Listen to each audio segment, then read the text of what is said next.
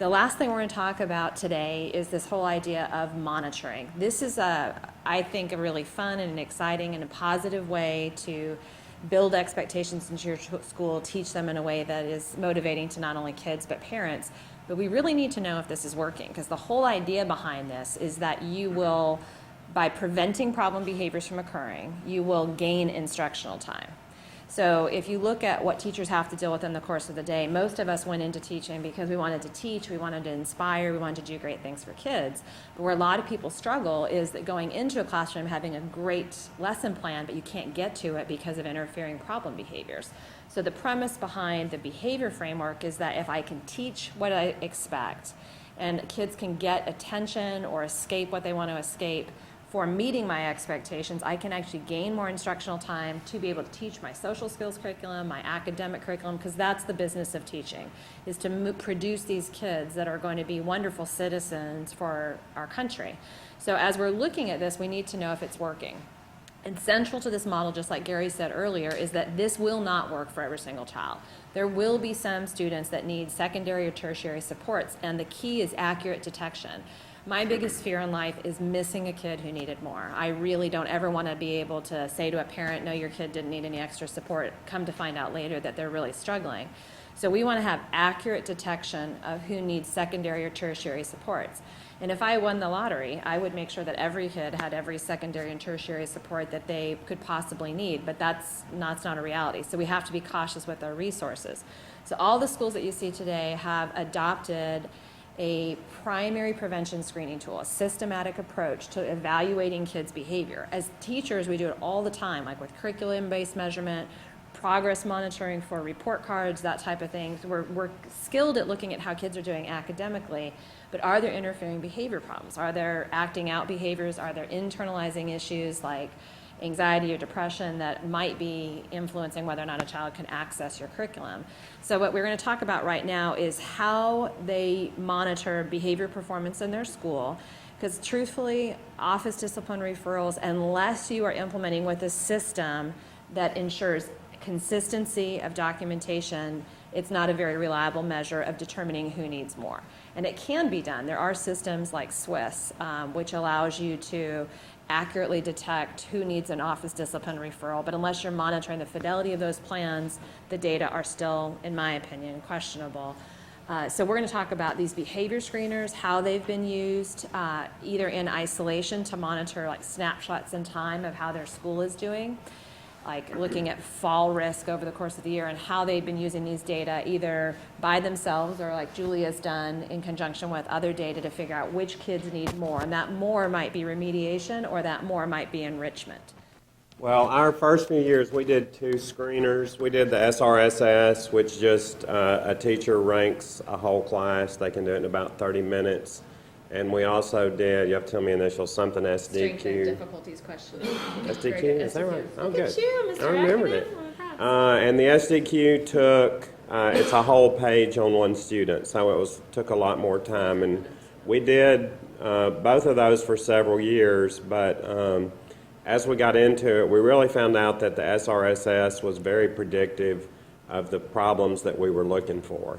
In the beginning, I think we used our screeners more to show how our program was working, so we could look and see. We did the screener in the fall, and we had, how many percentage of students at risk or medium risk, high risk, and then at the end of the year, those percentages had improved.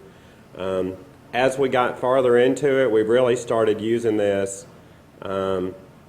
to know in the beginning who the students are that are going to have problems, and to go ahead and get those secondary interventions in place. And we found that SRSS, like I said, it's very predictive. There's a high validity. Good job. Of the students that show up on SRSS are the ones that have the most discipline referrals, the ones that fail the most classes, that have the most problems with attendance and all those things.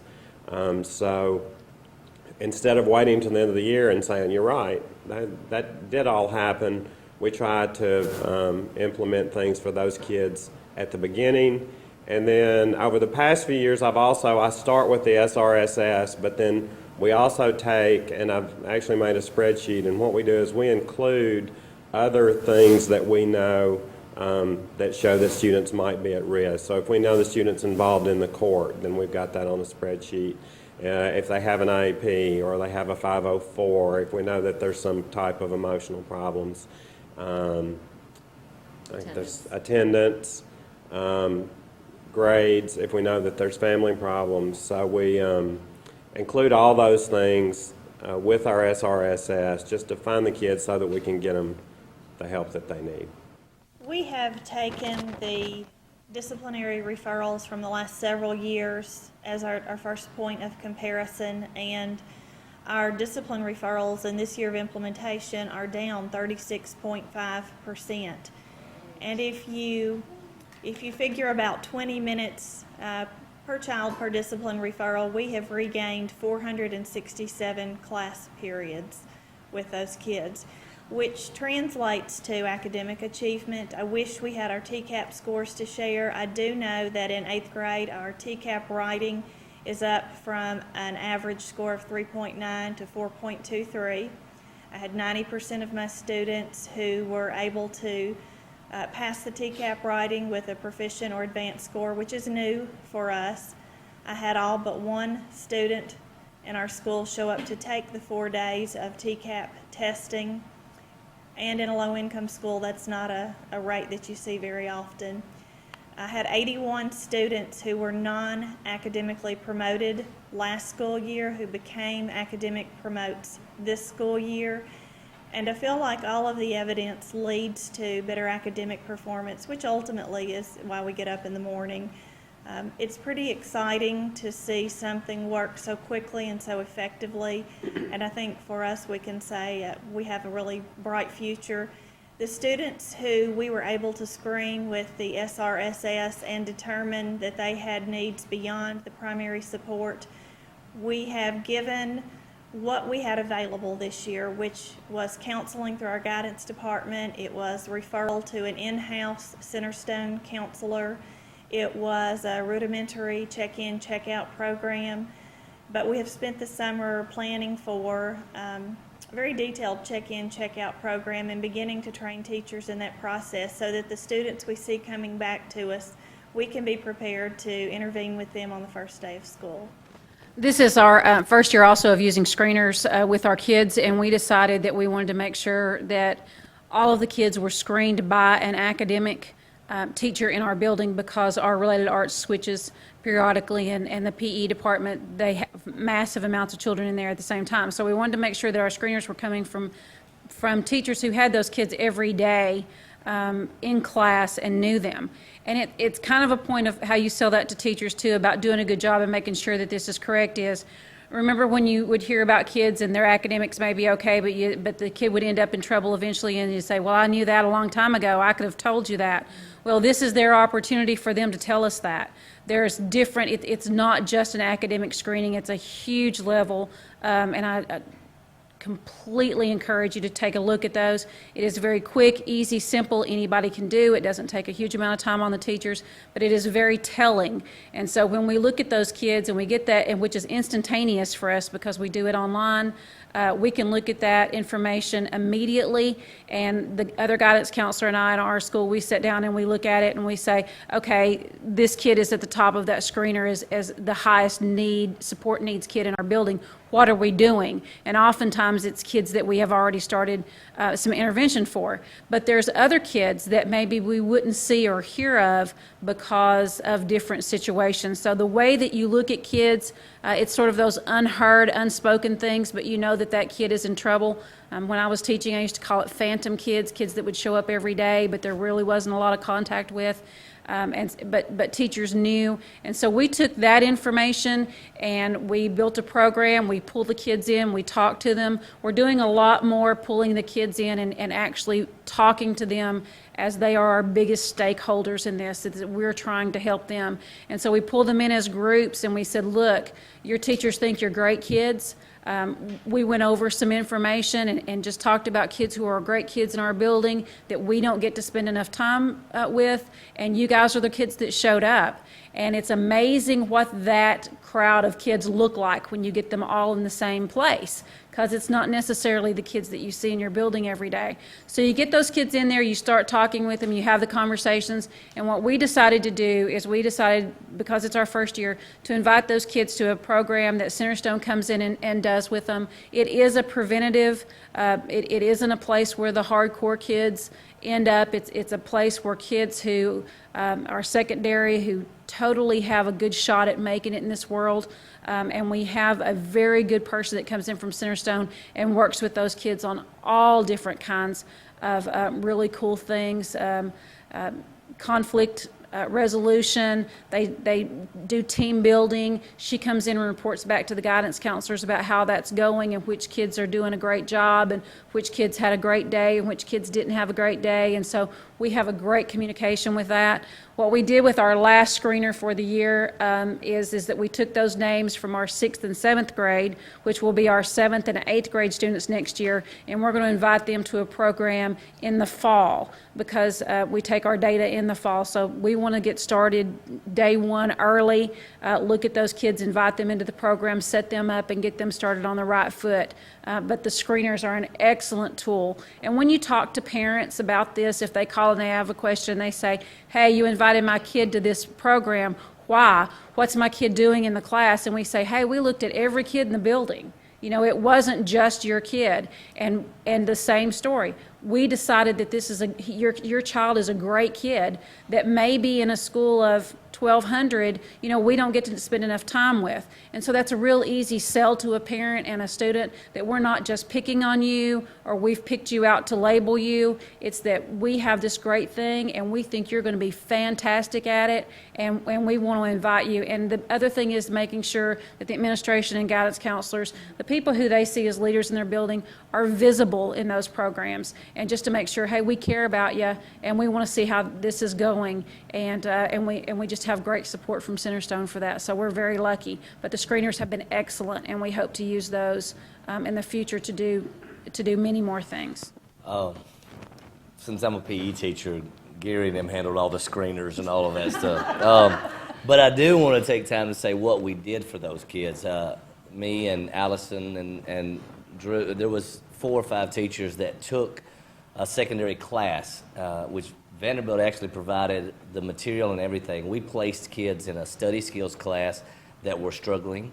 We placed students in a life skills class that just needed some social help. And we had really good results. And we as a group of teachers came up to try to make it cool for them, because they knew they were kind of singled out. We did Pi Beta Sigma, which was PBS, but we had a little fraternity, and we made a little pledge and everything. And that year, we did that one year. Now, every year it was different, but the year we did that, I think we're still so close to that group of 7 to 8 kids. They still come and see me, and I know the same with the other teachers. So that's just one of the ideas you can use for these screeners. But and I found it very interesting how we get the teachers buy-in, because as administrators, I thought they did a great job of, on days that we had work days that you had to be in the building, after lunch they would make an announcement, when you turn in your SRSS, you may go home. And man, they all got done that day. So it's amazing. It's amazing the techniques they use, which I kind of knew what was going on, but those are just some tips to help. Sometimes they'd have us in the library and you could leave once you filled out this form, and we had rewards, and we even put candy bars in their mailboxes. There's lots of things to do. But dealing with the kids that are screened is where you have to find some real passionate teachers. Even at the tertiary, those one-on-one mentors are a huge part to get to that extra 15%. So, the secondary and tertiary areas were very hard for us. We're a big high school. We have over 1,800 students, and we felt like putting these things in place, it was, no matter how we did it, it was going to create more work for somebody. And that was a challenge, because we had initially said to our faculty there wasn't going to be more work. We were going to work really hard to not be adding something to their plate. So we don't have Centerstone. I'm so jealous of outside agencies who are in schools, and I think that would be a fundamental piece of opportunity for us. So we have to find all of our resources in the building. And what that meant for us was that we really had to narrow down exactly who of that 15% needed us the most in terms of resources. So we didn't just do the SRSS. We combined GPA, we combined office referrals, we combined attendance, and I know other schools are doing that, but that was a critical piece for us, that we couldn't just say, here's the highlight of this kid. Another huge piece of that was we didn't always have teachers doing it. We would do all the same things, but we had teachers who just felt like they didn't have time. Once we were able to display the data, and that took us a little longer as a school because of a couple glitches in our systems and the way we were keeping track of data, but once we were able to show teachers that the SRSS created the kids they knew, I could tell you the faculty meeting that it happened and the light bulb went off, and that was just last year, that we were able to show teachers that when you do this little form that takes you no more than 20 minutes, we know who those kids are, and it's instant and it's connected to these things. And then we were able to say, and these are the things that we feel like we need to do. So examples of those things in our building were ACT prep. So we weren't just focusing on mental health issues. We weren't just focusing on being their moms. We were focusing on how we are graded as a school and how we are looked at as a school. So we do ACT prep. We do some mental health things for sure. We do mentor programs, and we do them by grade level. So I can say to teachers, I need senior mentors. If you only want to work with those kids who might not make it out of the building and really tap into those reasons we get up out of bed, as was said earlier, then you can nail that. An important component that I found was structuring what those things looked like. So in the beginning, we just said, hey, let's have some mentors. And then I found that what a mentor over here looked like wasn't necessarily a mentor over here. And so I structured, if you're going to be a mentor, these are the 5 things that you have to do. These are the minimum expectations. And teachers were really appreciative of that because they could go down their checklist and say, oh, I only need to write 2 handwritten notes a semester. I can do that. I need to meet with them 3 times. I need to call home and say something positive, whatever those things were. So we were able to connect that. Another component, and I think it was said earlier, that was very important to us was making sure that the SRSS was done by 2 teachers. So we wanted to make sure that they were different people who saw them. So we do it in the morning, a morning class as well as an afternoon class. And we found that sometimes we saw different risk at that point. And so it allowed us to hone in on what that issue was in the afternoon. And sometimes it was really easy. It was the teacher and the kid. And we said, that's not a 2nd or 3rd level kid. And we could weed that child out, even though the SRSS said there was something important. So that was a huge piece to us. Something that we'd really like to work on, and that I think we'll be able to do this year, is incorporating this process with our feeder middle schools and having the middle schools in the spring tell us who our most at-risk freshmen are. We have an incredibly strong freshman academy that we throw resources into, and we give time, and the structure is incredible. And we could make it even better if we knew who our most at-risk kids were walking in the door because of what teachers are saying, not because of TCAP, which is important, but things that we can combine and use the same amount of data with before they're even in our building. So I'm excited about the opportunity to create the secondary and tertiary for kids we don't even fully know yet. I just wanted to add a couple of things that we were talking about before.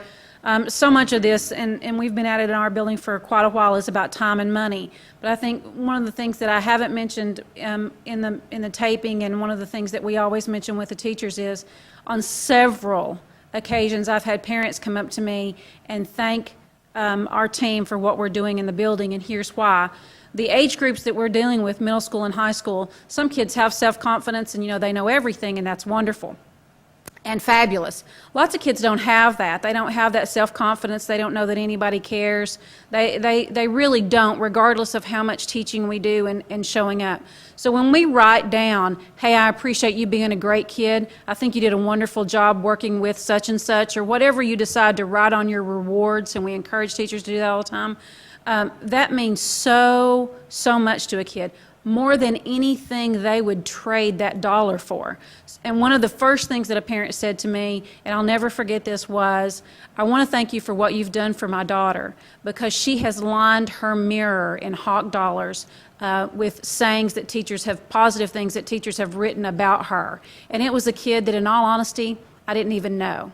And so it meant so much to us to know the impact that we have on kids by simply doing that. And that's data that you'll never get back. We'll never see that Hawk dollar return to our store. We'll never know who gave that. That is something that we couldn't give a child otherwise, that cost us nothing, that has meant obviously so much. So I figure that if one parent has told me that knows that about their child, there's lots of other kids out there who have had the same reward, intrinsic reward, something that they'll always treasure, that they'll get to keep from something so simple that we have done in a day's time. So that's just something that I wanted to add, that you don't always have to give, you don't always get back what you, it's not about a we, and it's not about the other things all the time. It's about just writing something nice about somebody that they have chosen to keep, maybe even for a lifetime.